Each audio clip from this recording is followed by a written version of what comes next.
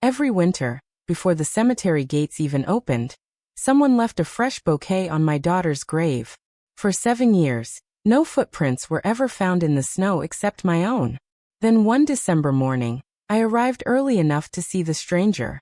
5 years after losing his 12-year-old daughter, Emma, widowed carpenter Daniel Mercer has learned to survive, but never to heal. Every December, when the first hard frost settles over the quiet town of Ash Hollow, he visits her grave before sunrise.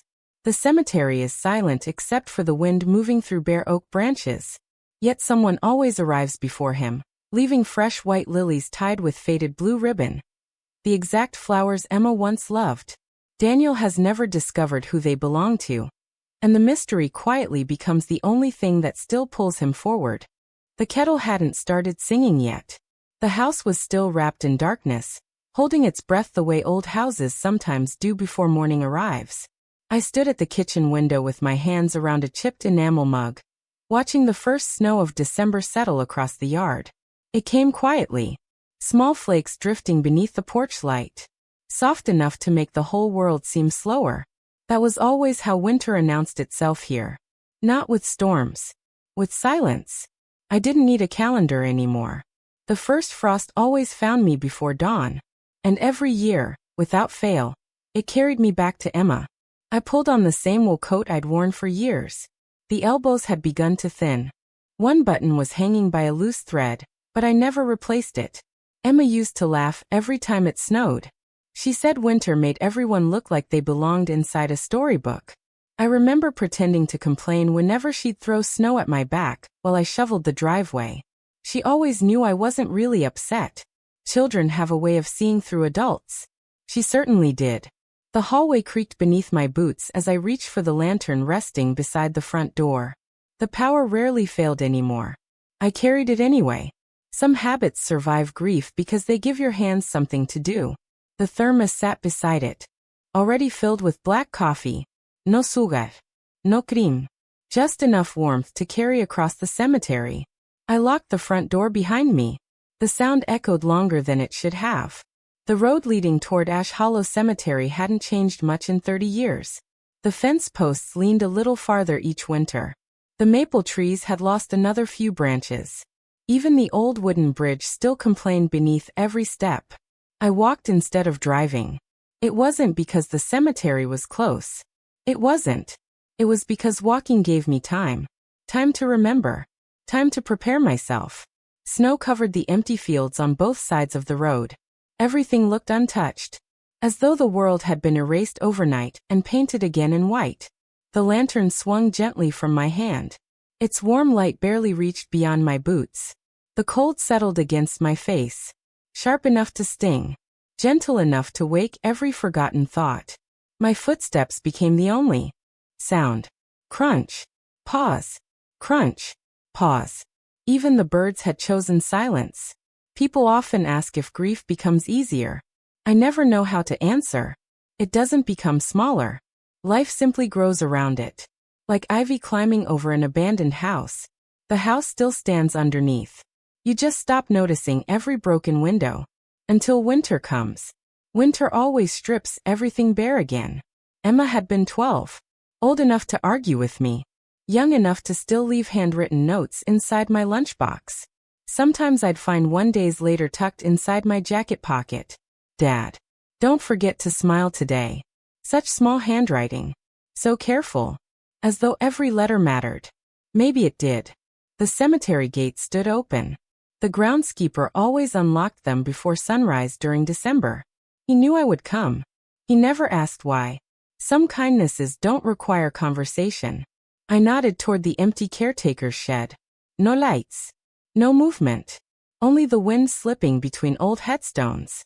The paths were covered in fresh snow. Perfect. Untouched. My lantern cast long shadows across the marble markers. Names appeared and disappeared beneath the moving light. Entire lives reduced to stone. Birth. Death. A small line between them. As though everything important fit inside a dash. I always wondered who decided that. Emma rested beneath the oldest oak tree. She used to climb it when she was little, long before anyone imagined the cemetery surrounding it. She called it the giant's umbrella. Even after the city expanded the burial grounds, they never cut the tree down. I was grateful for that.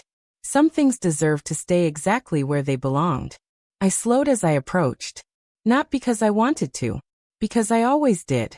Every visit carried the same hesitation, the same quiet fear, as though seeing her name carved into stone might somehow surprise me.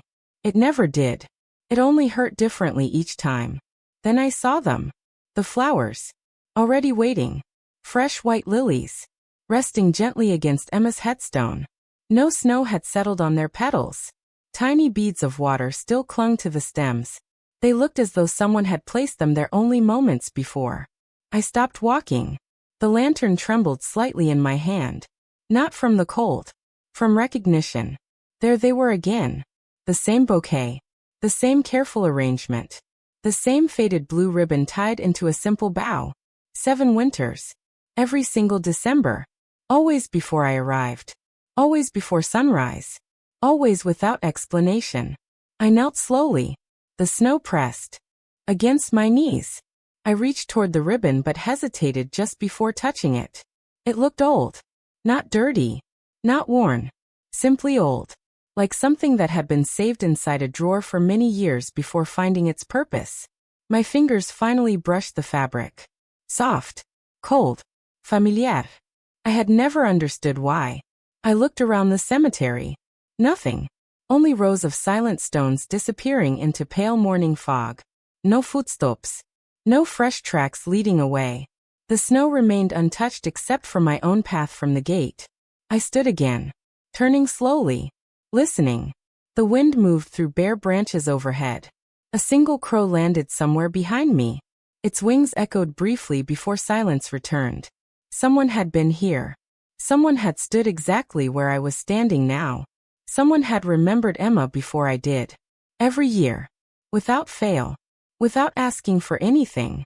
Without leaving a note. Or a name. I poured myself a cup of coffee from the thermos. Steam drifted upward into the frozen air. I placed the cup beside Emma's stone. Something I always did.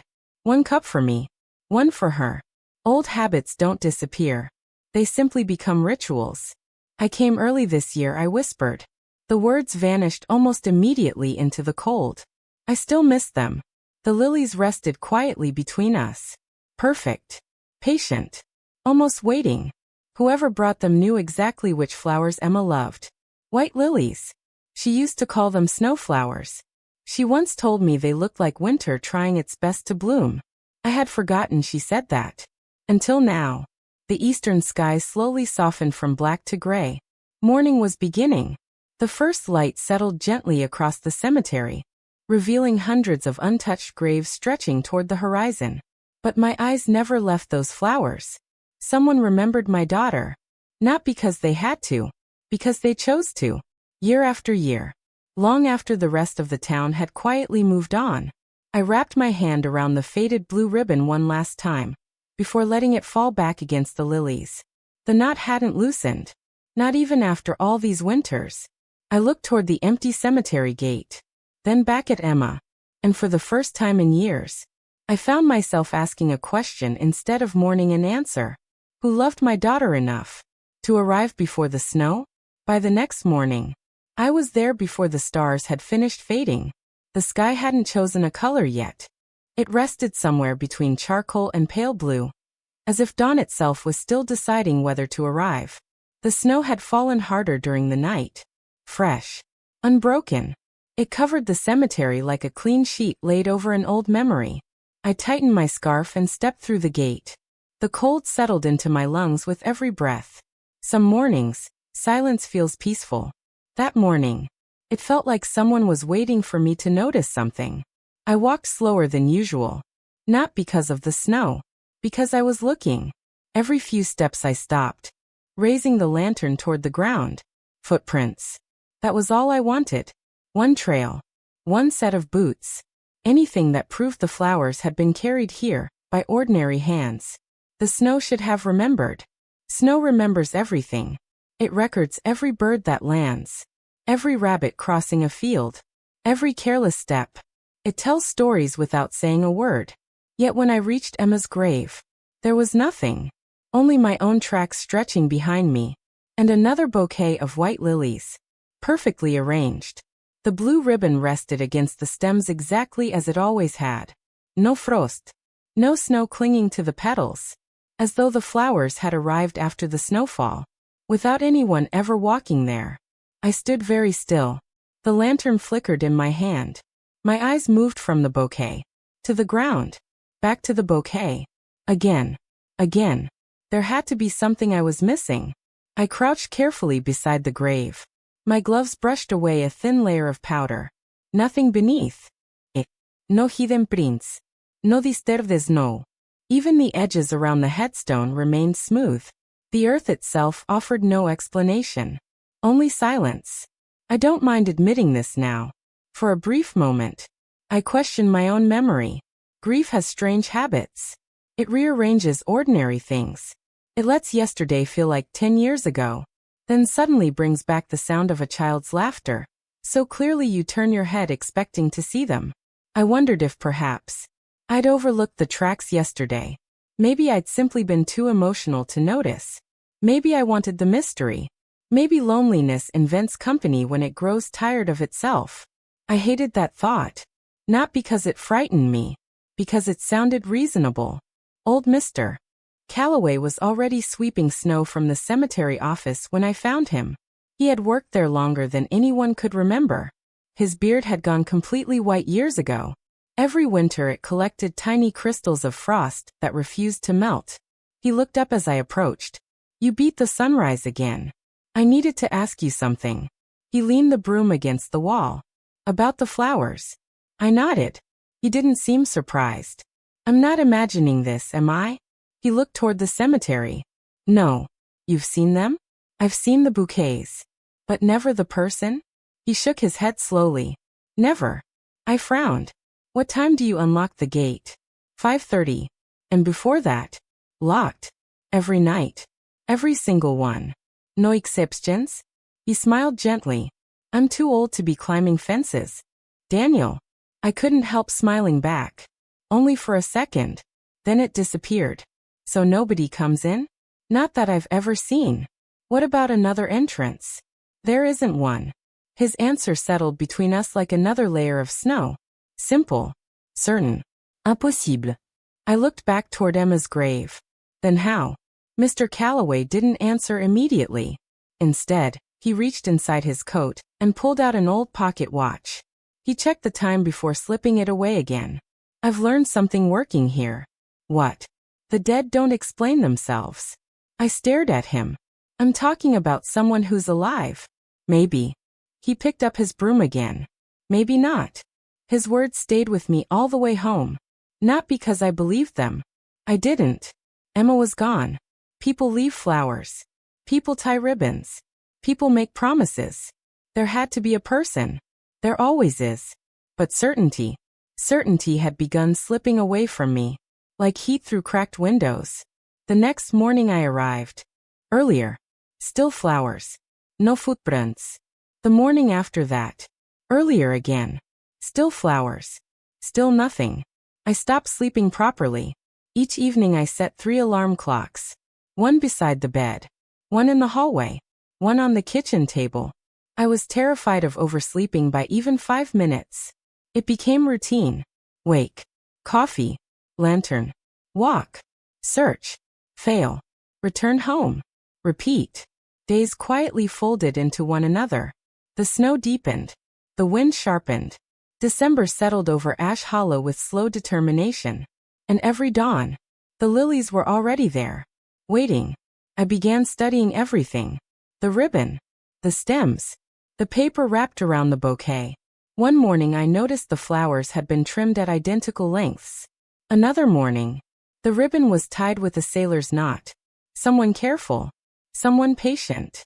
Someone who had done this many times before. They weren't rushing. They weren't hiding signs out of panic. They simply left no trace. Whoever they were understood silence better than I did. The cemetery started feeling different. Not frightening. Observed. Sometimes I'd pause halfway down the path, because I thought I'd heard another step. only to realize it was mine echoing against frozen stone. Other mornings, I'd turn suddenly, convinced someone had moved behind the oak trees. Nothing. Only drifting snow. Bare branches. Long shadows stretching across white ground.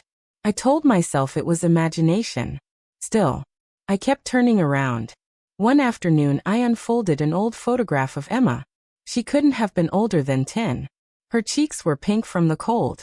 She was holding a handful of snow she'd insisted was shaped like a rabbit. I remembered taking that picture. She laughed right after.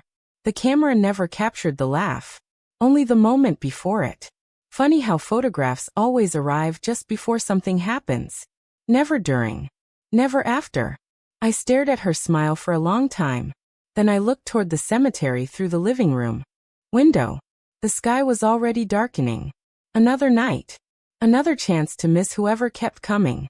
On the 7th morning, I arrived while the moon still hung above the oak trees.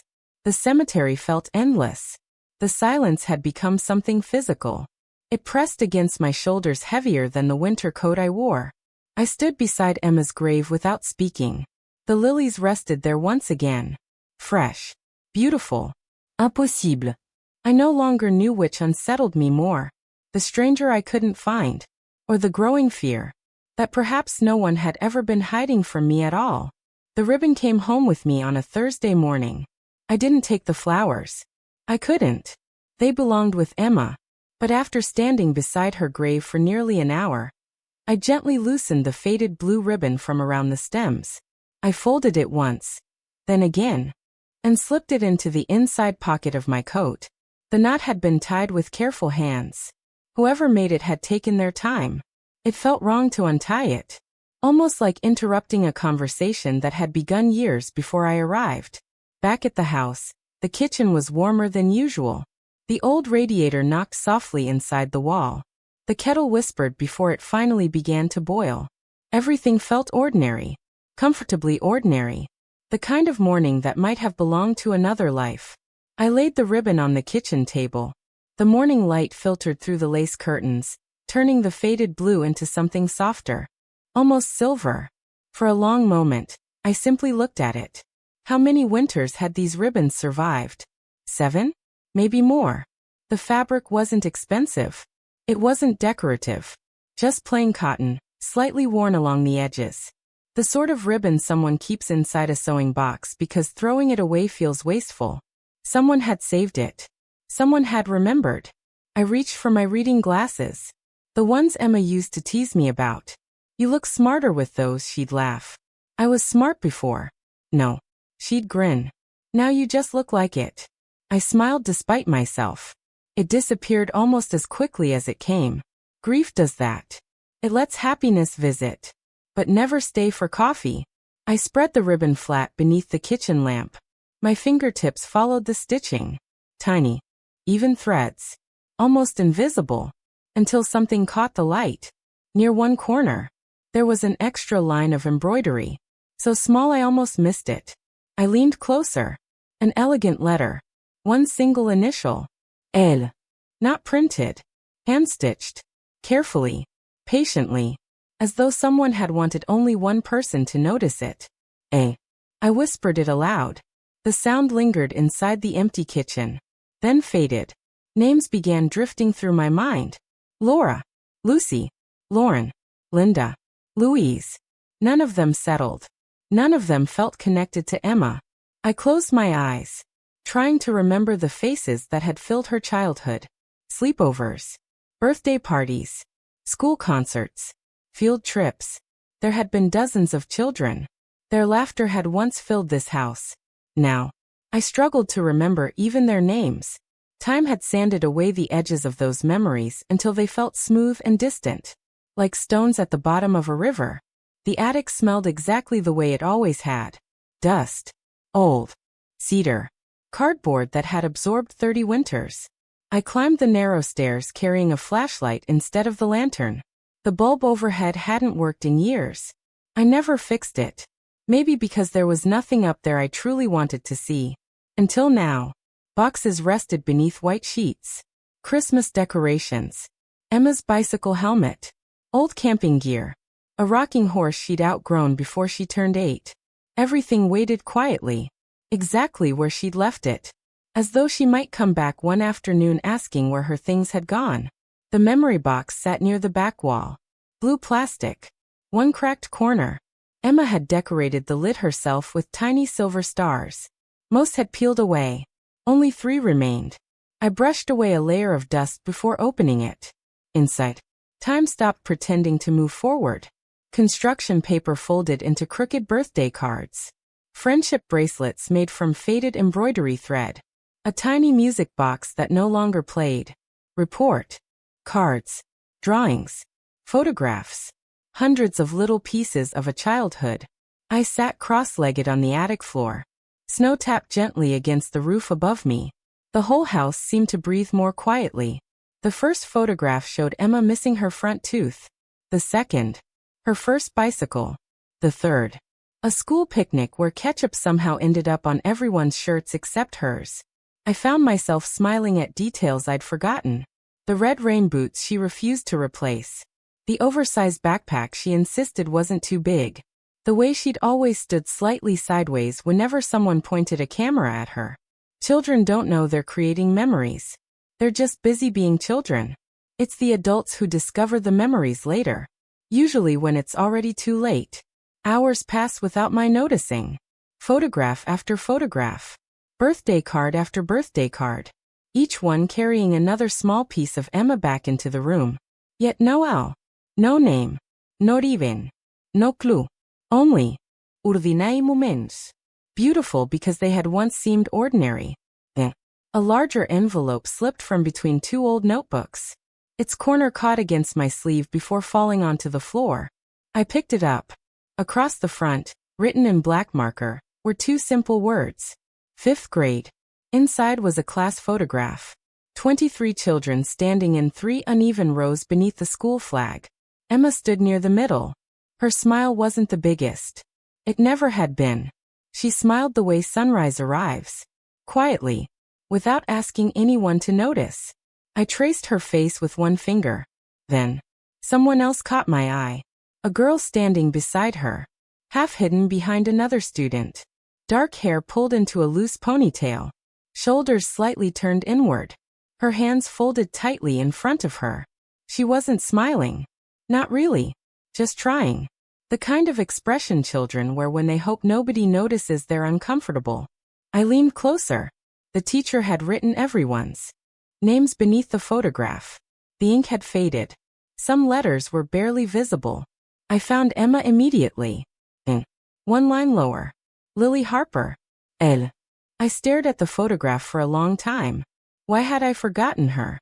She stood beside Emma. Close enough that their sleeves touched. Not by accident.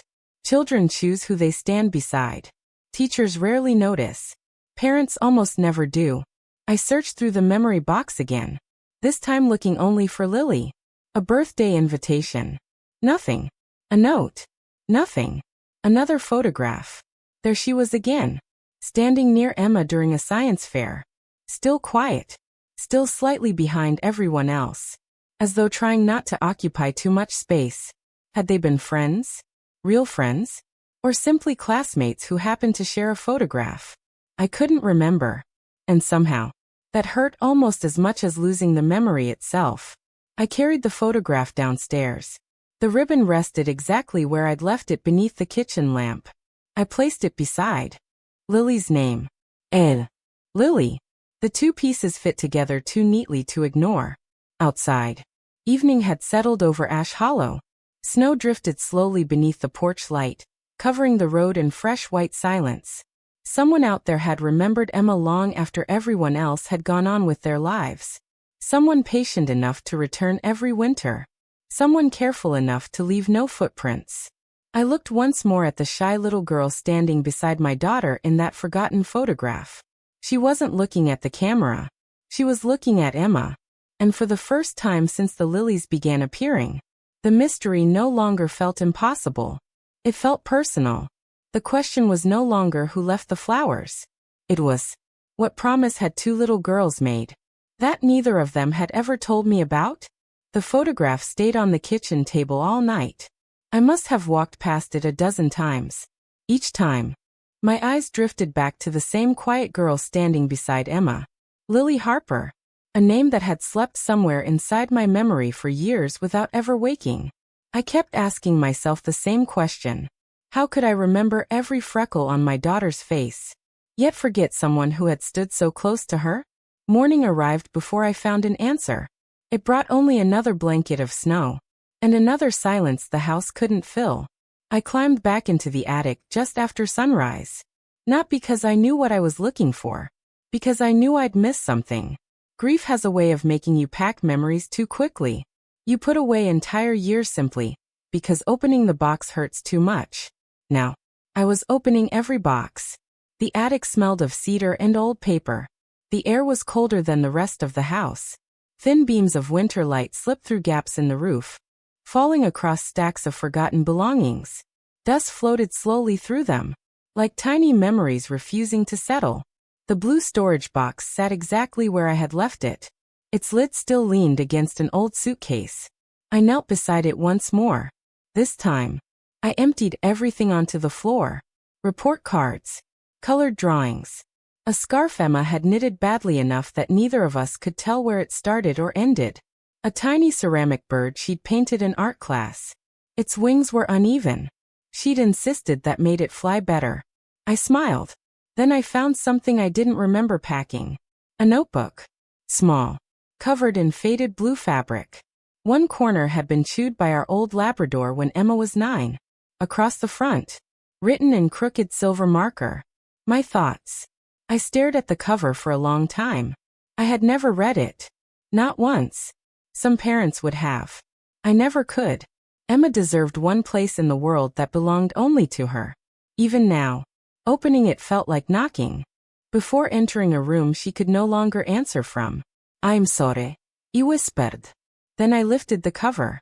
The first pages were exactly what you'd expect from a 12-year-old. Drawings of clouds.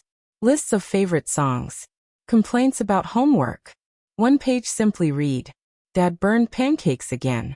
Beneath it she'd drawn a little frying pan with smoke coming out. I laughed quietly. I did. The sound echoed through the empty attic. For one impossible second, it almost felt like she'd laugh with me. I kept turning pages. The handwriting changed as the months passed. Sometimes neat. Sometimes rushed. Some entries filled only 3 lines. Others stretched across several pages. She wrote about school. About books. About winter. About how snow made every place look kinder than it really was. That sounded like Emma. She always believed the world could become softer if people simply slowed down long enough to notice each other. A name appeared. Lily. Only once at first. Lily. Looked sad again today. Nothing more. Just one sentence. I kept reading. A few pages later, her name returned. She forgot her lunch again. I pretended I wasn't hungry. Dad packed too much anyway. I stopped. My throat tightened. Emma had always come home saying she'd eaten everything. I never questioned it. I never imagined half her lunch had belonged to someone else. The entries became more frequent. Not dramatic. Not desperate. Simply observant. Emma noticed things adults often missed. Everyone talks around Lily. Almost nobody talks to her. Another page. Mrs. Peterson asked why Lily never smiles. I think she does. Just not when people are looking. Then, I think grown-ups ask the wrong questions. I smiled sadly. That sounded exactly like her. Near the middle of the notebook, several folded pieces of paper slipped onto the floor. Old stationery. Cream-colored. Each one carefully folded into thirds. None had stamps. None had addresses. Only one word written across the front. Lily. I unfolded the first letter slowly. The paper crackled with age. Lily. I wanted to say this at school but I got scared. You don't have to sit by yourself anymore if you don't want to.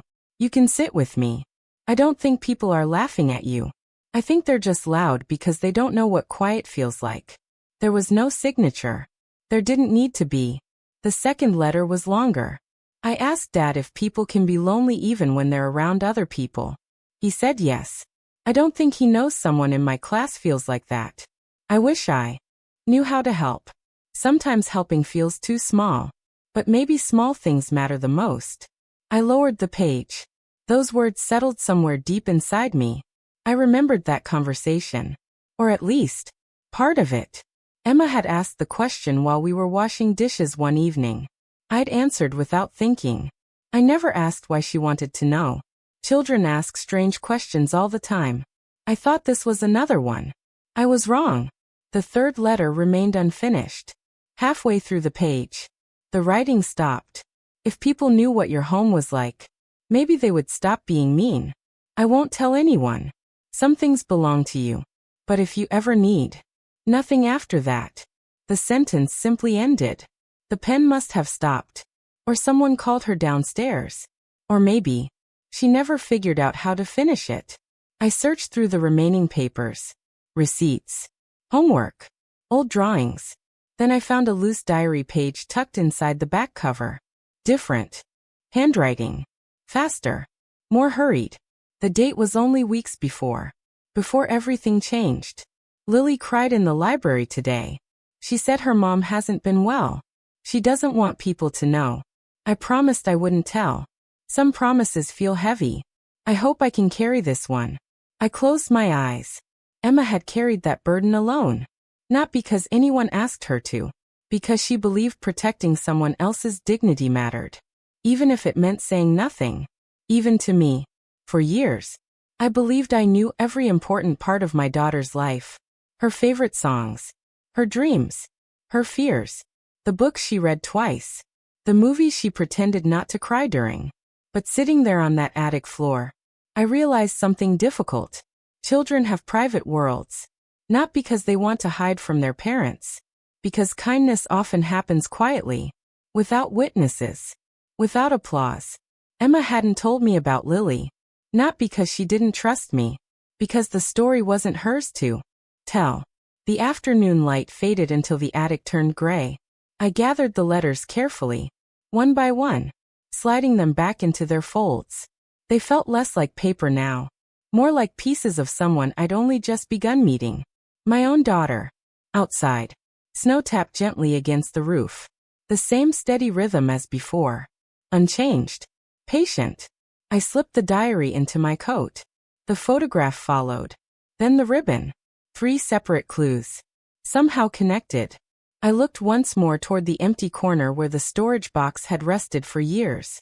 So much had been waiting inside that little blue box. Not answers.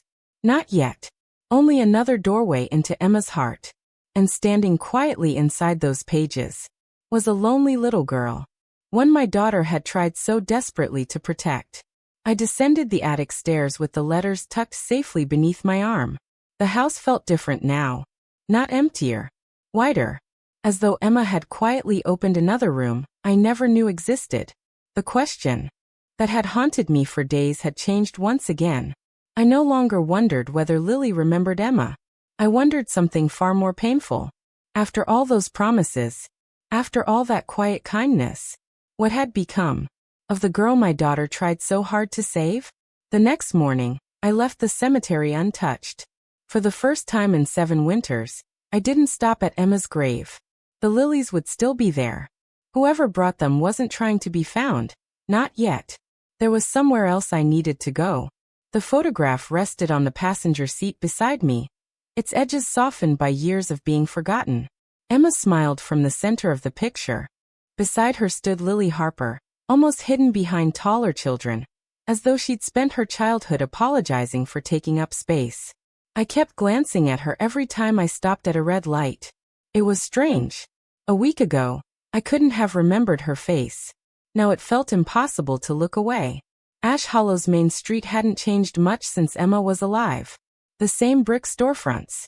The same narrow sidewalks. The bakery still placed fresh bread in the window every morning. The hardware store still displayed rusted garden tools no one seemed interested in buying. Even the old clock above the post office still ran 5 minutes slow. Time moved differently in small towns. Nothing disappeared completely. It simply grew quieter. The bookshop stood near the end of the street.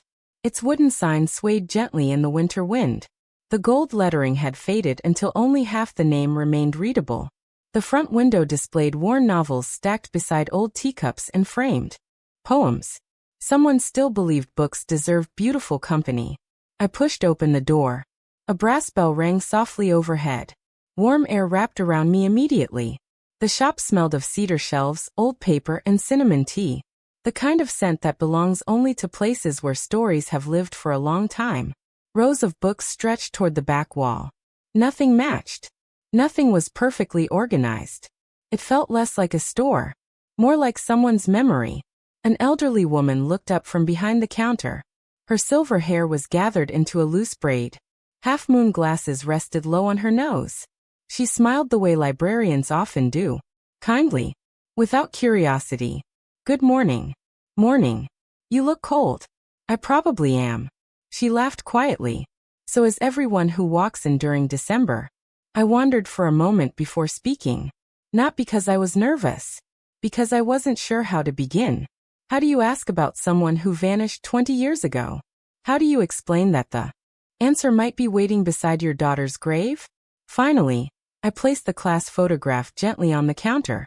The woman adjusted her glasses. She leaned closer. Her eyes lingered on the faces, one by one. Then, she stopped. A small breath escaped her. "Oh, you know her?" She looked at me. "You're asking about Lily." Not a question. A certainty. "She used to come here?" I asked. The woman nodded slowly. "For years." "Did she work here?" "After school. Most afternoons." The answer settled inside me with surprising weight. A place filled with books. Of course Emma's friend had chosen this place. Emma had always believed every lonely person deserved a library card. I remembered bringing her here once every month. She'd spend an hour choosing one book. Then another hour choosing one for me. She said stories shouldn't be read alone. The woman ran her fingertips lightly across the photograph. Lily was very quiet. I smiled faintly. "So I've heard." She apologized too. "Much." "For what?" "For everything." She folded her hands together. If another customer bumped into her, she'd say sorry. If the rain started, she'd probably apologize for that too. I couldn't help laughing. It felt unfamiliar. The woman smiled. She had a gentle heart. What happened to her?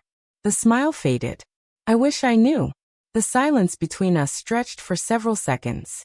Outside, snow drifted past the front window. Inside, somewhere near the back of the shop, an old radiator clicked softly against the wall. Finally she spoke again. "After graduation, Lily stopped coming." "Just like that?" "Almost." She turned toward one of the shelves behind the counter. I remember because it happened slowly. She'd come once a week, then once a month. And not at all. "No gouvier?" The woman shook her head. "Some people leave quietly. They think disappearing is kinder than explaining." I looked back at the photograph. Emma's smile suddenly seemed larger than before. Perhaps because I now knew who stood beside her. Did she ever talk about school? Sometimes. Friends? The woman thought for a moment. "There was one girl." My chest tightened. "Emma?" The woman smiled. "Yes." She always spoke kindly about Emma. "What did she say?" "Only little things. That your daughter shared sandwiches. That she waited after class so Lily wouldn't have to walk home alone. That she never asked questions she knew would hurt." I lowered my eyes. There are moments when pride and grief become impossible to separate. That was one of them. The woman disappeared briefly into a narrow aisle. When she returned, she carried a small stack of old account books. "They're not customer records."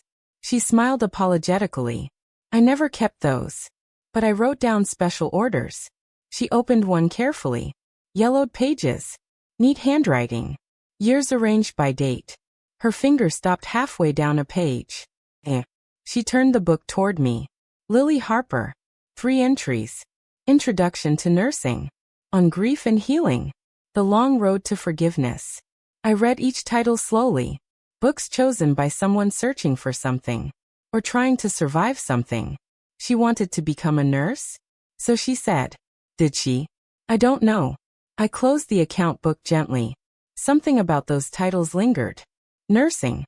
Grief. Forgiveness. Not romance. Not adventure. Not escape. They sounded less like interests and more like necessities. The woman watched me quietly. You knew Emma. I was her father. Understanding settled across her face. So, you've come because of the flowers. I looked up sharply. You know about them? She nodded once. Small towns notice everything, even when nobody talks about it. As she turned to place the account book back on the shelf, something behind the counter caught my eye. A paper gift bag rested beside an old wrapping station, probably forgotten years ago. Nothing unusual, except, around one handle, someone had tied a faded blue ribbon.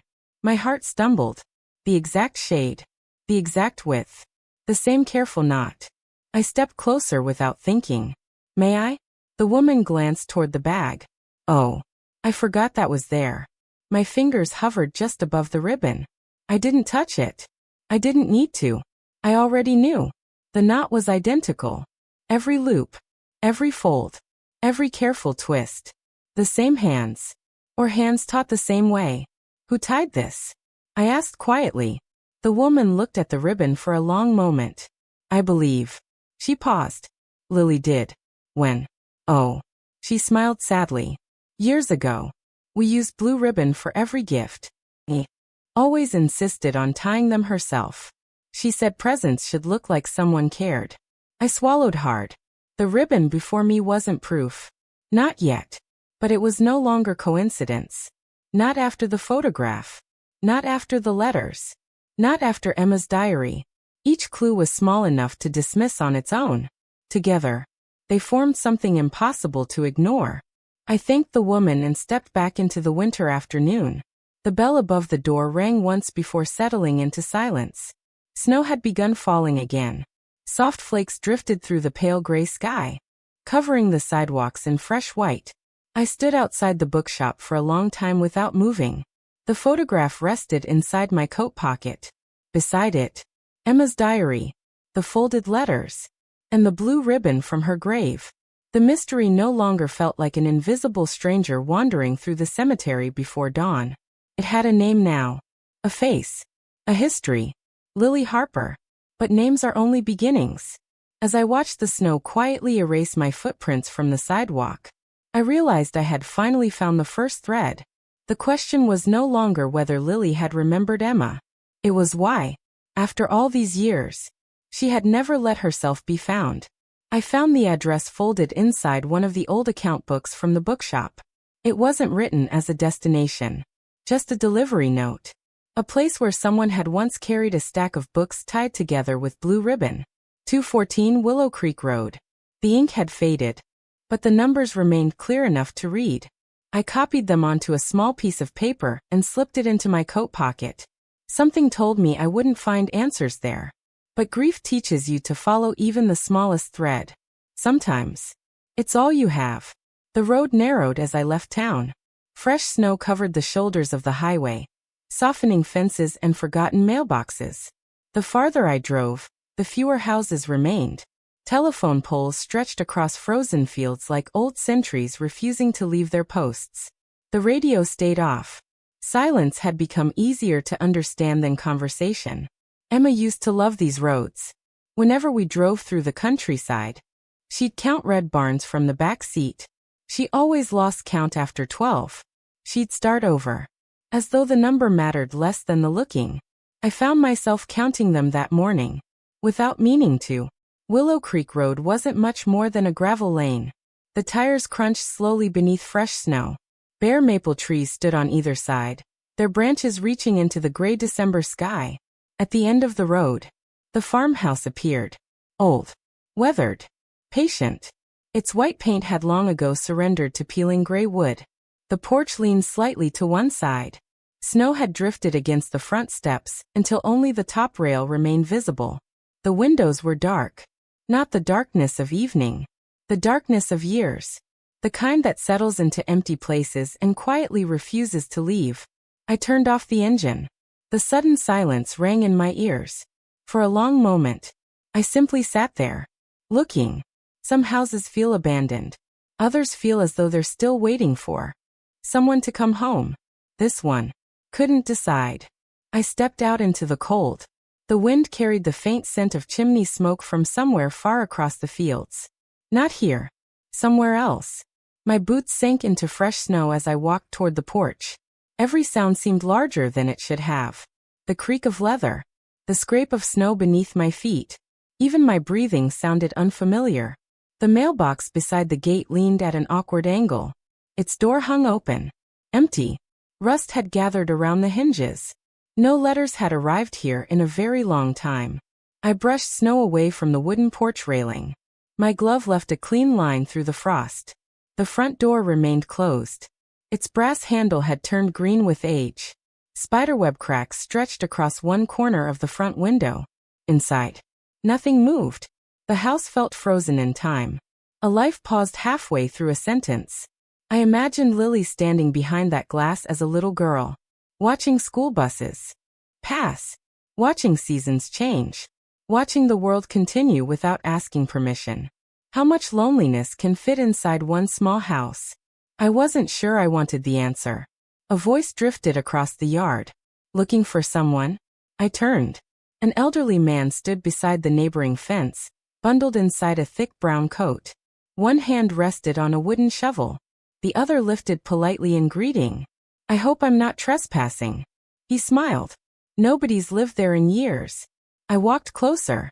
I was looking for the Harper family. Recognition softened his face. The Harpers. He repeated the name quietly, as though tasting an old memory. That's been a long time. We stood together beside the fence while snow settled slowly around us. I knew Lily. He nodded. Watched her grow up. What happened? The old man rested both hands on the shovel handle. Her mother got sick. He paused. Very sick. I remembered Emma's unfinished letter. If people knew what your home was like. The words returned with quiet weight. Did many people know? He shook his head. Not really. Her mother didn't want anyone worrying, so they kept to themselves. And Lily? She carried more than any child should. He looked toward the empty farmhouse. Some children learn adulthood too early. The wind stirred loose snow across the yard. Tiny white waves rolled over frozen ground. When did they leave? They didn't. I frowned.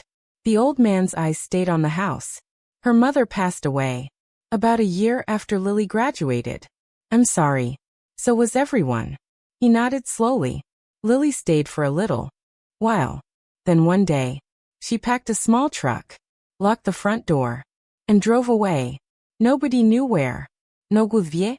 Just a wave. He smiled sadly. Some people believe leaving quietly hurts less. His words sounded strangely familiar, almost identical to what the bookseller had told me, as if the entire town remembered Lily through the same handful of gentle observations. Quiet. Kind. Always apologizing. Always leaving without asking anyone to notice. I thanked the old man for his time. Before turning away, he spoke again. If you're looking for her. I stopped. I hope you find what you're really searching for. I wanted to ask what he meant, but he had already returned to clearing snow from his driveway. Instead of walking back to my truck, I wandered around the side of the farmhouse. The backyard opened into what had once been a small garden. Wooden planter boxes leaned beneath heavy snow. A rusted swing hung from an old maple tree. Its seat moved gently in the wind. Back and forth. Back and forth. No footprints surrounded it. Nothing had disturbed the snow. Then, something caught my eye. Near the garden gate. A single line of footprints. Fresh. Not mine. Smaller. Lighter. They emerged from the edge of the property. Crossed toward the back garden. Then, stopped. I frowned. Not faded. Not filled with snow. Fresh enough that their edges remained sharp. Someone had been here. Recently. Very recently. I followed them carefully. One step. Then another. The tracks led toward the frozen vegetable beds. Past the swing. Toward an old stone bird bath. Then, they ended. Not turned. Not doubled back. Simply. Gone. I searched the ground again. Nothing. No return prints. No tire tracks. No broken branches. Only untouched snow stretching in every direction. The wind wasn't strong enough to erase them. Not that quickly. I stood there for several minutes, turning slowly in a full circle, listening. The garden remained silent. The house watched from behind me, somewhere overhead. A lone crow called once before disappearing into the gray sky. I knelt beside the final footprint. Its edges were clean, almost delicate. The size suggested someone smaller than me. Maybe a woman. Maybe. I reached toward the impression but stopped just before touching it. For reasons I couldn't explain. It felt personal. Like touching a sentence someone else hadn't finished writing. Someone had stood exactly here. Looking toward the empty house. Looking toward memories I would never fully understand. Then they vanished before I arrived. Not by magic. By choice. The afternoon light began to fade behind the bare maple trees. Long shadows stretched across the frozen garden. I looked once more at the abandoned farmhouse. Then at the footprints that ended without explanation. For days, I'd believed the stranger was hiding inside the cemetery. Now I wasn't so sure. Whoever they were, they had returned here too. To an empty home. To an old life. To memories that no longer belonged to anyone else. They had been close enough for me to follow. Close enough to leave footprints. Close enough to let me know I wasn't imagining any of it. The question wasn't whether someone wanted to be found. It was something quieter. Something far more human. If they had been standing only moments before I arrived, why had they chosen to disappear? Instead of simply saying hello? The footprints stayed with me. Not just in my thoughts. In my sleep. For 3 nights, I dreamed of that empty garden behind the Harper farmhouse. Each time I reached the final set of tracks, they disappeared beneath my feet before I could follow them. I would wake before sunrise, listening to the old house settle around me. The silence no longer felt empty. It felt patient. As though it knew something I didn't. On the 4th morning, I returned to town with Emma's class photograph tucked safely inside my coat. By then, Lily's name had begun to appear wherever I looked. Not in signs. Not in records. In people. Someone remembered a smile. Someone remembered a conversation. Someone remembered how quietly she carried herself. It was strange. A person can disappear from a town, yet remain inside the memories of everyone who stayed. The old medical clinic stood on the edge of Ash Hollow, tucked behind a row of aging pine trees. It had closed years earlier after a larger hospital opened 2 counties away. Now the building served as a community center. Knitting clubs met there on Tuesdays. Veterans gathered on Fridays.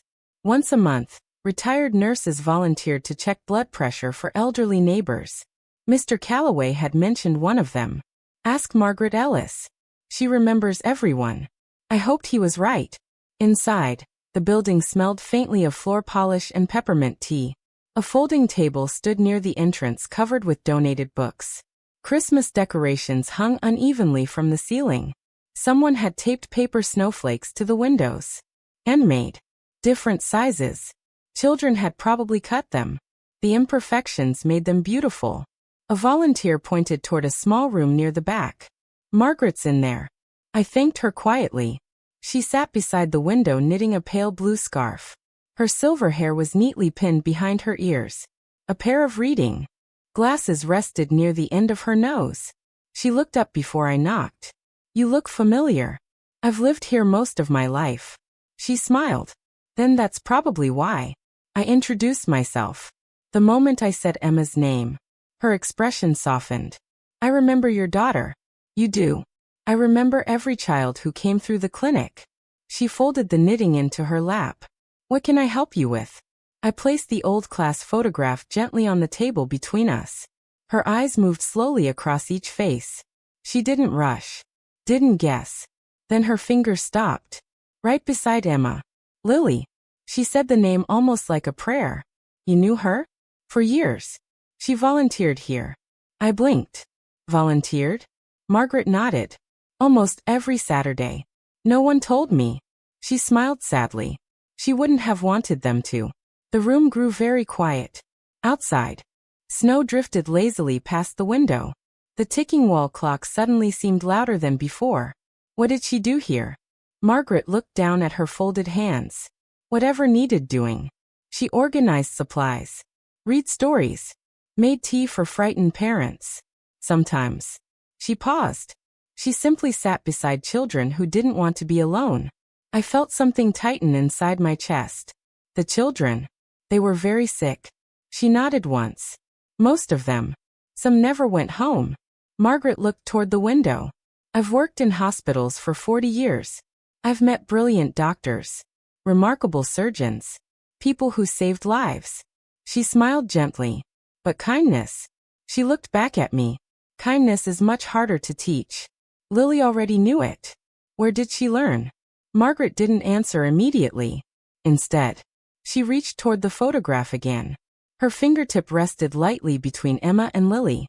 I think she learned it here. I frowned. From Emma? Margaret nodded. There was an incident. Middle school.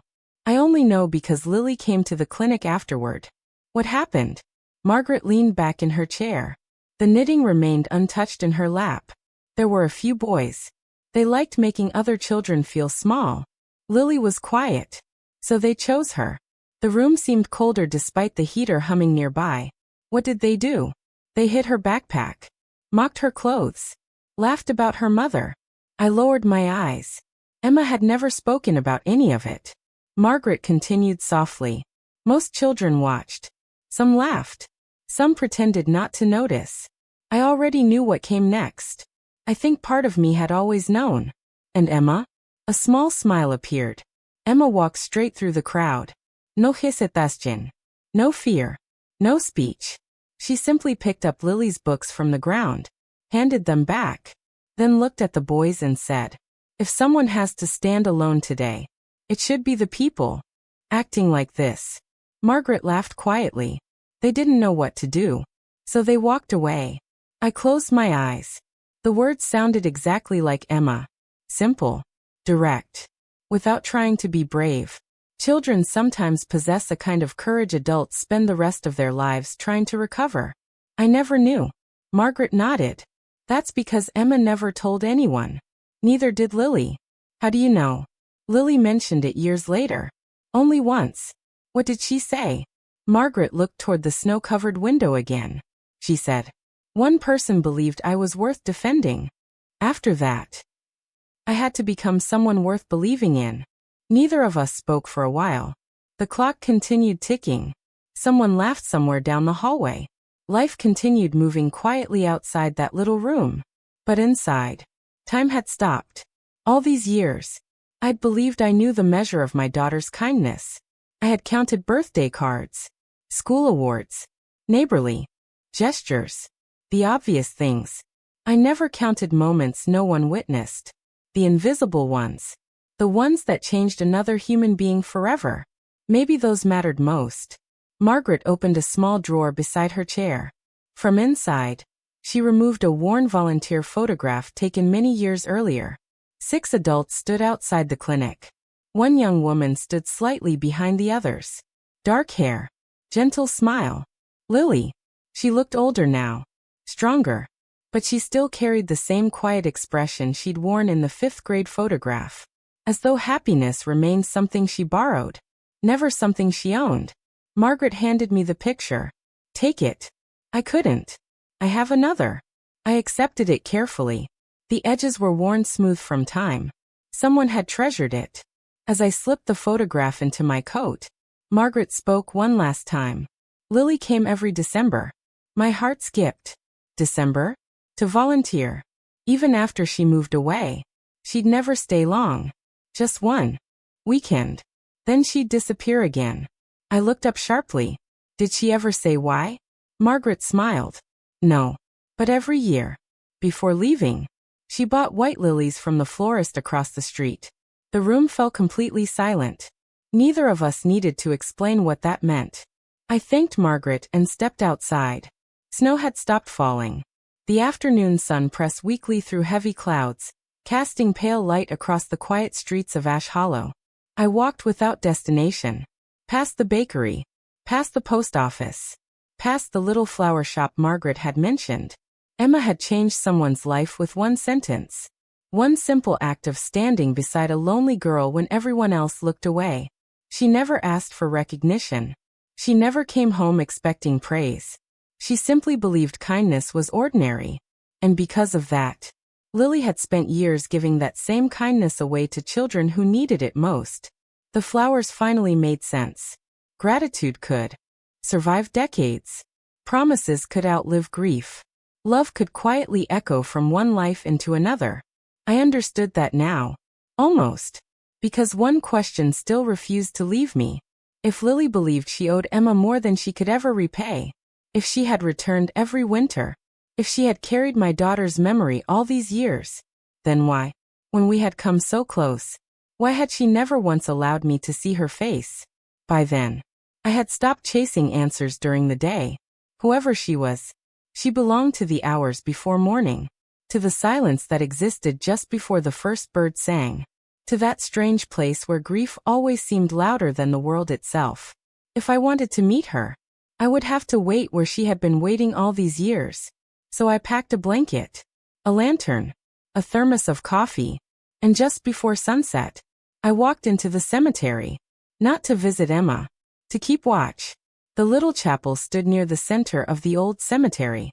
It wasn't much more than a single stone room with wooden pews and narrow stained glass windows. Most funerals weren't held there anymore. People preferred the larger church across town. Now, the chapel mostly held silence. I unlocked the old side door with the key Mr. Calloway had quietly handed me that afternoon. He hadn't asked questions, only placed the key into my palm and said, "Bring it back tomorrow." Nothing more. Some people know when curiosity would only get in the way. Inside, the air carried the scent of old wood and candle wax. Dust floated lazily through the fading afternoon light. The pews had been polished so many times over the years that the grain shone softly beneath my fingertips. I chose the last bench nearest the window. From there, I could see Emma's grave beneath the old oak tree. Not clearly, just enough. The lantern remained unlit. Darkness would help me stay unseen. I wrapped the blanket around my shoulders. Then I waited. Waiting has a rhythm. At first, you notice every minute, every sound, every movement, the scrape of branches against the roof, the distant call of a crow, the ticking of your own watch. But after a while, time begins slipping quietly past. The world becomes smaller, simpler. One breath, then another. Outside, snow began falling just after 8. Small flakes drifted through the cemetery without urgency. One by one, the headstones slowly disappeared beneath white. Emma's grave became only a pale shape beneath the oak. I never took my eyes off it. Around midnight, the cold settled into the stone walls. Even inside the chapel, my breath became visible. I poured coffee into the lid of the thermos. The steam curled upward before disappearing into darkness. Emma hated coffee. She said it smelled like burnt trees. I smiled at the memory. It faded as gently as it arrived. Grief doesn't leave. It simply learns to sit beside you without speaking. 1 o'clock. Then 2. Nothing. No footsteps. No shadows. No movement beyond the falling snow. More than once, I questioned myself. Perhaps she wasn't coming tonight. Perhaps she'd sensed I was waiting. Perhaps I'd frightened away the only person who still remembered my daughter. The thought hurt more than I expected. I almost stood to leave. Instead, I stayed seated. Sometimes love asks only one thing: patience. Sometime after 3, the snow stopped. Clouds drifted slowly apart. Moonlight spilled across the cemetery in soft silver ribbons. Everything seemed brighter. The gravestones glowed faintly beneath fresh snow. The branches of the old oak shimmered with frost. It was beautiful, almost unbearably so. I remembered bringing Emma here one winter after her grandmother's funeral. She had looked across the snowy cemetery and whispered, "It doesn't look scary. It looks sleepy." Children often choose the gentlest words. The hour stretched onward. I no longer checked my watch. Instead, I watched the eastern horizon. The darkness had begun to thin.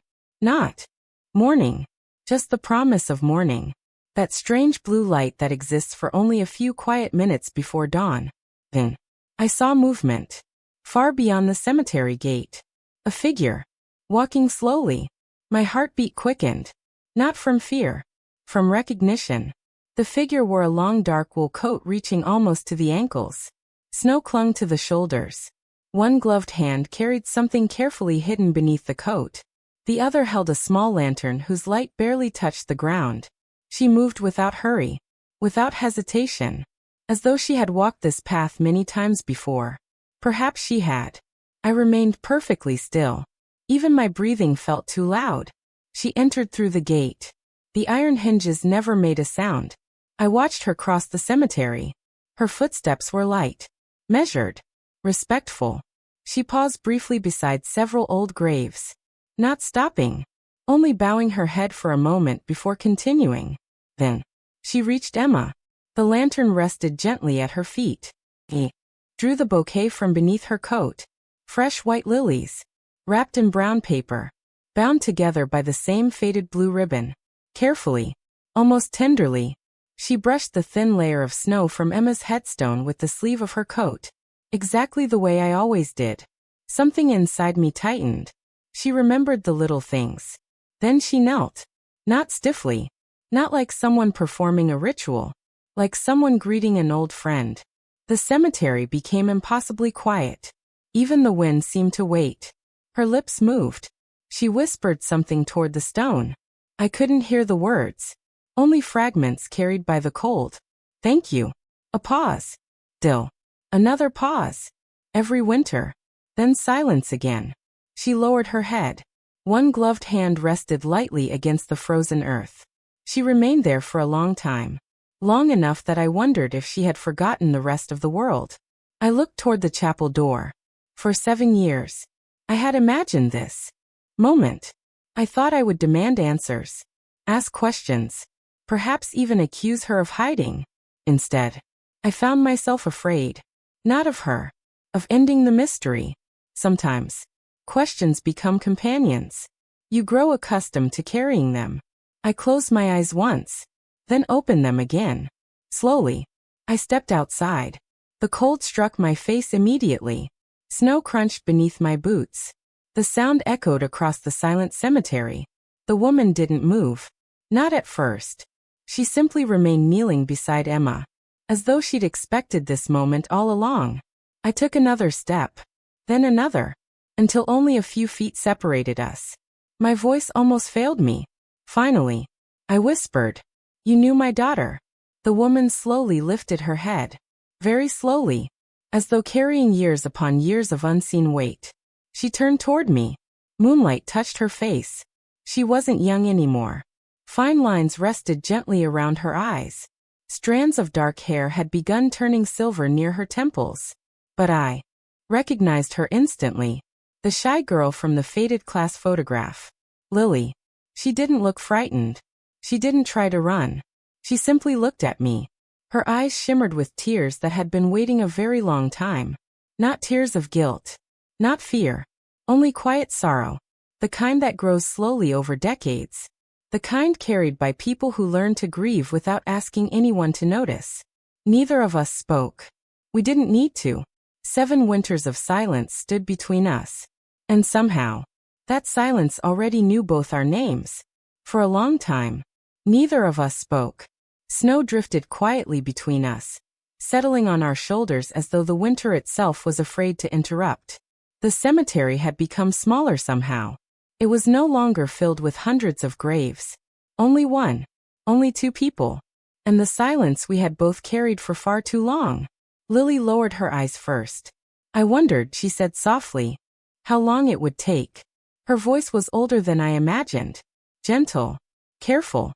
Like someone who had learned to measure every word before letting it leave her heart. I wasn't trying to frighten you. I know. The answer surprised even me. I did know. Nothing about her presence had ever felt cruel. Only hidden. She looked toward Emma's headstone. I've practiced this conversation for years. A faint smile crossed her face. It always sounded better in my head. I almost laughed. Instead, I nodded. Mine usually do too. For the first time, she smiled. Not because anything was funny. Because grief sometimes recognizes itself in another person. I owe you an apology. She said it quietly. For disappearing? For never telling you. For letting you wonder. I looked down at the lilies resting against the stone. The wondering kept Emma alive in a strange way. Lily turned toward me. I never wanted your pain to become mine. I wasn't trying to take anything from you. No. You don't. She shook her head. I was afraid. The wind moved gently through the branches above us. Tiny pieces of snow fell from the old oak tree, disappearing onto the ground around Emma's grave. Lily pulled her gloves tighter. I almost stopped coming. When? The first winter. After. She couldn't finish the sentence. She didn't need to. I stood outside the cemetery gate for nearly an hour. I told myself I had no right. What changed your mind? She looked at the flowers. A promise. She knelt again beside the headstone. Her fingertips rested lightly against the faded blue ribbon. When we were 12, she whispered. Emma found me sitting behind the gym after school. I remained silent. The story wasn't mine. It belonged to both of them.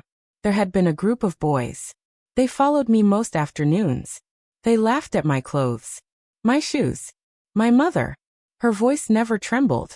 It simply grew quieter, as though saying it softly made it easier to carry. I remember that day. She continued. I had decided I wasn't coming back. What do you mean? I wasn't going back to school. I thought. She smiled sadly. If nobody noticed me anymore, maybe everything would become easier. I felt my chest tighten. The retired nurse had told me about the bullying, but hearing Lily speak about it herself, it sounded different, smaller, which somehow made it hurt more. They cornered me behind the bicycle racks. She said. I dropped my books. They kicked them into the mud. I didn't even try to pick them up. She closed her eyes briefly. I was too tired. The cemetery fell silent again. Then, Emma walked over. No hesitation. No audience. No teacher nearby. She simply bent down, picked up every one of my books, brushed the dirt from the covers, and handed them back. I smiled without realizing it. That sounded exactly like Emma. Lily noticed. She didn't ask if I was all right. She already knew I wasn't. She just stood beside me. A tear slipped slowly down her cheek. And somehow, that was enough. Do you know what she said? I shook my head. Lily laughed very softly. She looked at those boys and said, if you're finished acting younger than the rest of us, we're leaving now. I laughed. Really laughed. Emma had always possessed a quiet wit that arrived when people least expected it. They moved. They stepped aside. Not because they were afraid, because she spoke as though the decision had already been made. Lily smiled toward the headstone. Emma had that gift. She believed kindness wasn't a request. It was simply the correct thing to do. The snow had begun falling again. Tiny flakes landed on the lilies before melting almost immediately. I wanted to thank her, Lily said, but I didn't know how. So I started bringing flowers. At school? She nodded. In winter, there weren't many growing. So we'd stop at the florist near the library. 1 flower each. Sometimes carnations. Sometimes daisies. Whatever was cheapest. She looked at me. It wasn't about the flowers. It was about remembering. Then one afternoon, she smiled through another tear. We made a promise. I waited. If one of us ever moved away, we would still bring flowers every winter. No matter how far. No matter how busy. No matter what happened. I looked down at the bouquet. The faded blue ribbon suddenly made perfect sense. Children create promises without understanding time. Adults spend lifetimes trying to keep them.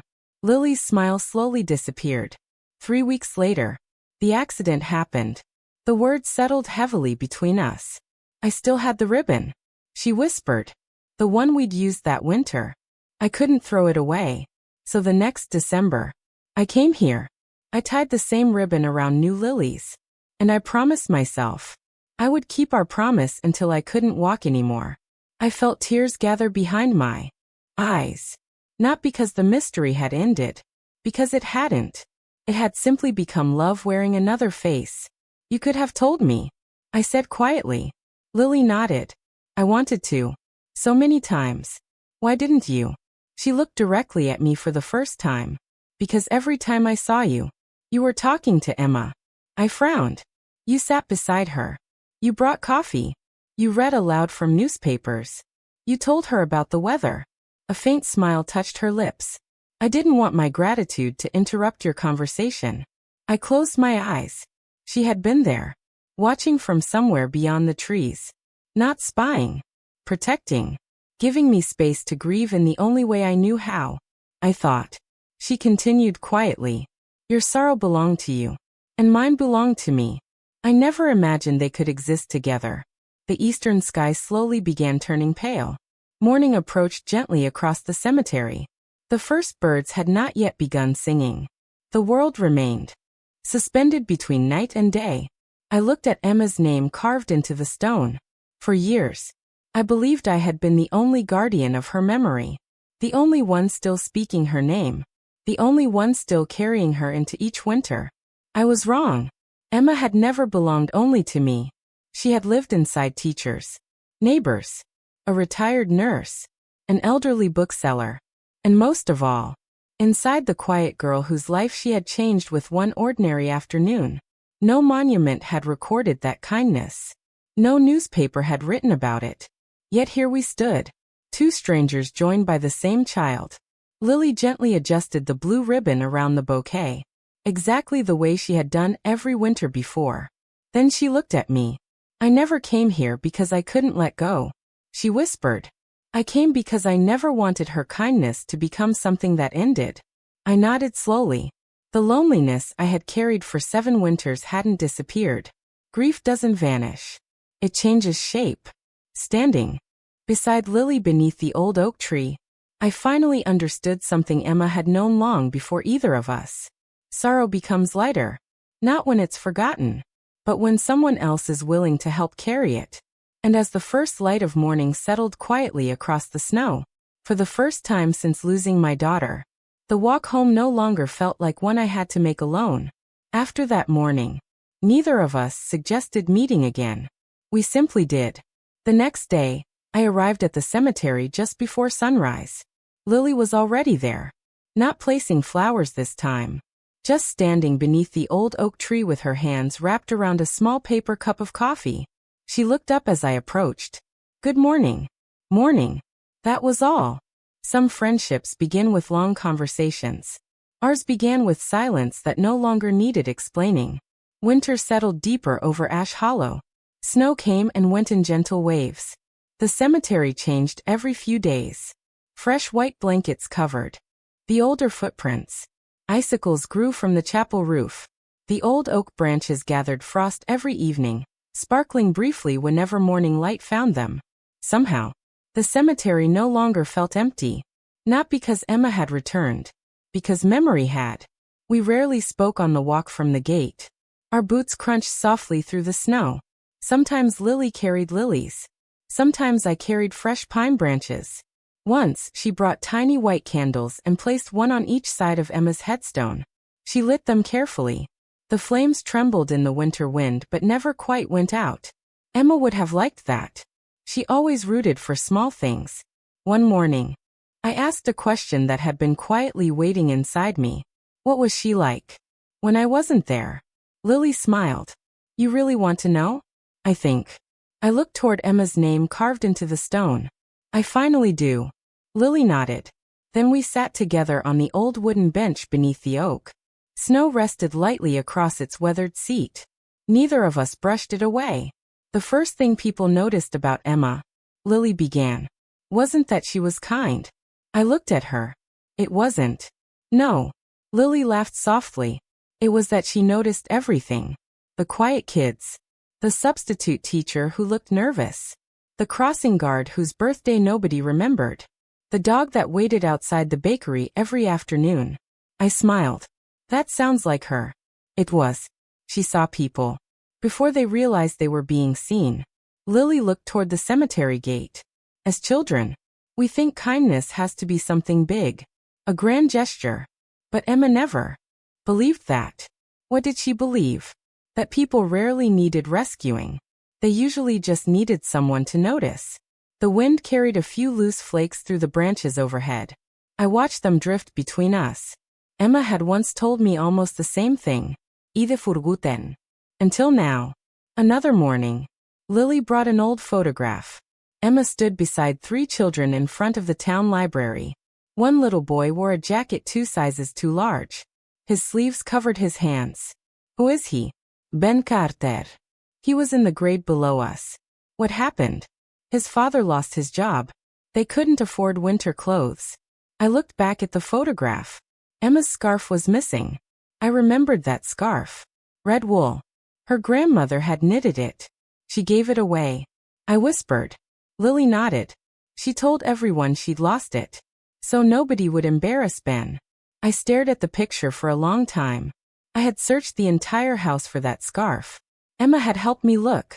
She never admitted where it had gone. The stories kept coming. Slowly. One each morning. Never all at once. Like someone carefully returning pages to a book that had been incomplete. There was an elderly woman who lived alone. Lily said one day. Emma left groceries on her porch every Christmas Eve. How do you know? I helped carry them. Another day. There was a little girl terrified of thunderstorms. So Emma recorded herself reading bedtime stories. The girl's mother played them every time the power went out. Another morning. A new student arrived halfway through the school year. He couldn't speak much English. Emma spent every lunch break teaching him words. She never told anyone. Each story carried the same quiet pattern. No aplausos.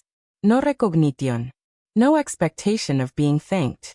Emma simply noticed. Then acted. As though kindness required no audience. I began wondering how many stories I would never hear. How many lives she had quietly touched before. Coming home each afternoon to ask what we were having for dinner. Parents often think they know their children. The truth is, we know only the parts they bring home. The rest belongs to the world. One afternoon, Lily handed me a folded piece of paper. I've carried this for years. Inside was a list written in Emma's familiar handwriting. At the top she'd written, people we shouldn't forget. Beneath it, 7 names. Beside each one, a small reminder. Mrs. Donnelly, bring soup. Ben Winterboots. Library cat, extra food. Lily, ask how her mom is doing. I couldn't speak. It wasn't a to-do list. It was how Emma organized her heart. She was 12 years old. And somehow, she had already learned that remembering people was its own form of love. The cemetery slowly changed in my mind. For years, it had been the place where everything ended. The place where conversations stopped. Where birthdays became flowers. Where laughter became photographs. But sitting beside Lily, listening to stories I'd never heard, something shifted. Emma wasn't becoming smaller. She was becoming larger. Each memory added another piece. Another color. Another corner of the person she'd been. Grief had frozen her in my mind at 12 years old. Lily quietly thawed those memories one story at a time. Until I no longer saw only the little girl I'd buried. I saw the young soul she had already become. By late February, the snow had begun melting around the edges of the cemetery paths. Tiny streams of water trickled beneath the old iron fence. The days stretched a little longer. Birdsong returned before sunrise.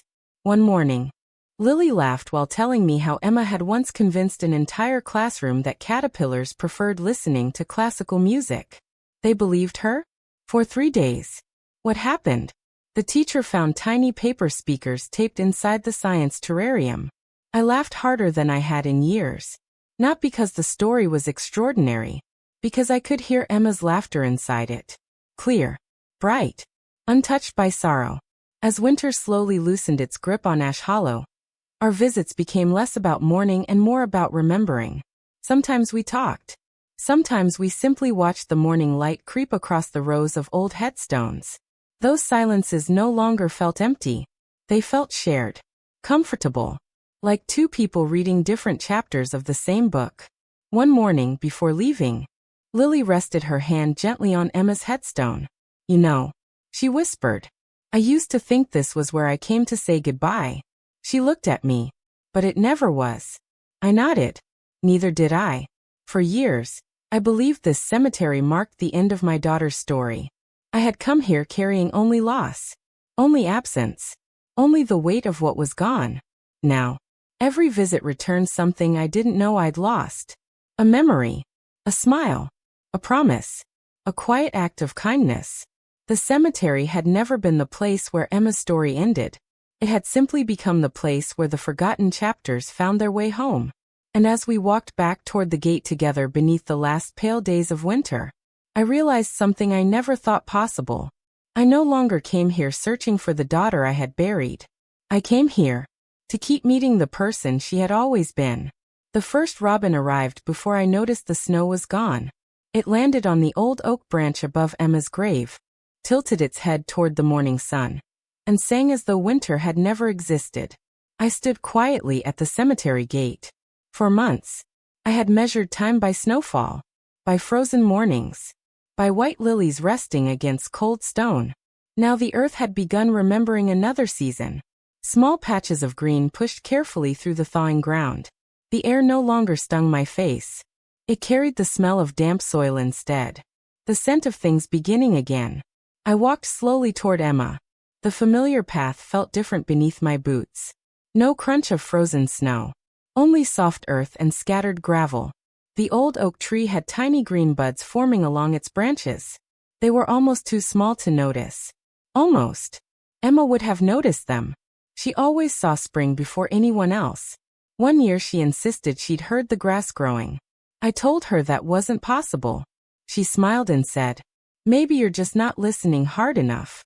Standing there all those years later, Iwishti had listened harder. I carried a small wooden box beneath my arm. Inside were several young white lily bulbs wrapped carefully in newspaper. The florist had smiled when I bought them. Planning a garden? In a way. She hadn't asked another question. Some people understand that silence is the kindest reply. Emma's headstone looked different without snow surrounding it. Warmer. Softer. The sunlight settled gently across her name. I knelt beside the grave and opened the wooden box. The soil was cool beneath my fingertips. Not frozen anymore. Simply resting. I unfolded the small garden shovel I'd brought from home. The handle was scratched with age. Emma used to use it when we planted tomatoes behind the house. She always dug holes twice as deep as they needed to be. She said flowers deserved extra room to grow. I smiled, then began digging. The earth gave way easily. Each small hole became another quiet conversation. Not spoken aloud. Simply remembered. I placed the first bulb carefully into the ground. Then another. Then another. Until a small circle surrounded the headstone. White lilies. Not just for winter anymore. For spring. For summer. For every season that would come after.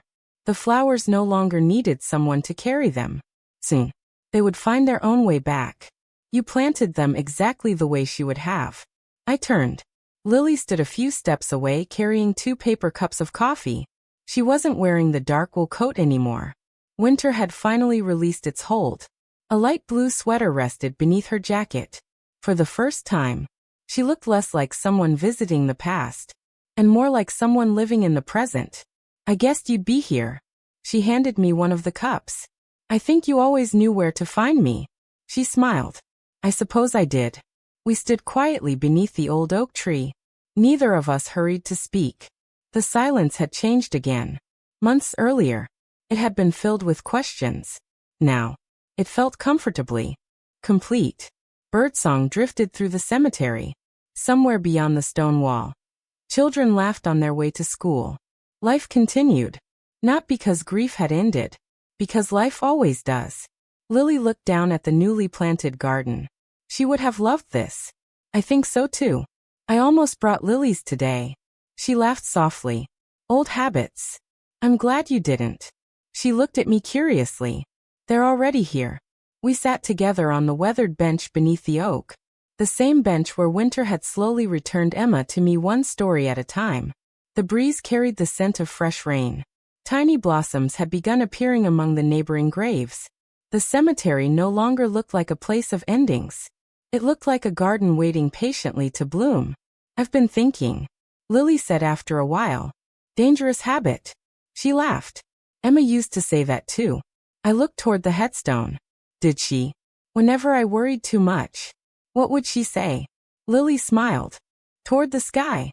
Don't borrow sadness from tomorrow. I closed my eyes. That sounded exactly like my daughter. Yet, I'd never heard those words before. Even now, she was still teaching me. Lily reached inside her coat pocket. I have something. She unfolded the faded blue ribbon. The same ribbon. The one that had survived 7 winters. The fabric had grown softer over the years. The edges were worn smooth. Yet somehow, it still looked beautiful. We should leave it here, she whispered. For the last time. Just then, a single white lily had begun opening. One small blossom among the freshly planted stems. Not fully open. Just enough for its white petals to catch the morning light. Together, without speaking, we tied the faded blue ribbon gently around the slender stem beside it. Not tightly, just enough for the breeze to move it. The ribbon danced softly beneath the sunlight. No longer hidden beneath snow. No longer part of a mystery. Simply part of the garden. Exactly where it belonged. We remained there for a long time, watching the ribbon sway, listening to birdsong replace winter silence.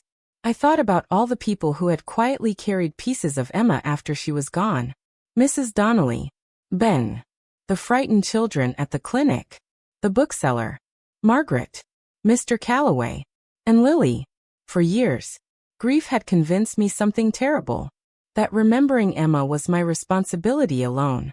That if I ever stopped speaking her name, she would disappear. But grief had lied. Memory doesn't belong to one person. Kindness certainly doesn't. It travels, quietly, from one life into another, often without the person who began it ever knowing. Emma never lived long enough to see the children Lily comforted. She never met the families Lily helped. She never knew her small act beside those bicycle racks had echoed across decades. Yet, it had. We stood to leave just as the morning sun climbed above the trees. The cemetery glowed with gentle gold light. Long shadows stretched across the fresh grass. At the gate, I turned back one final time.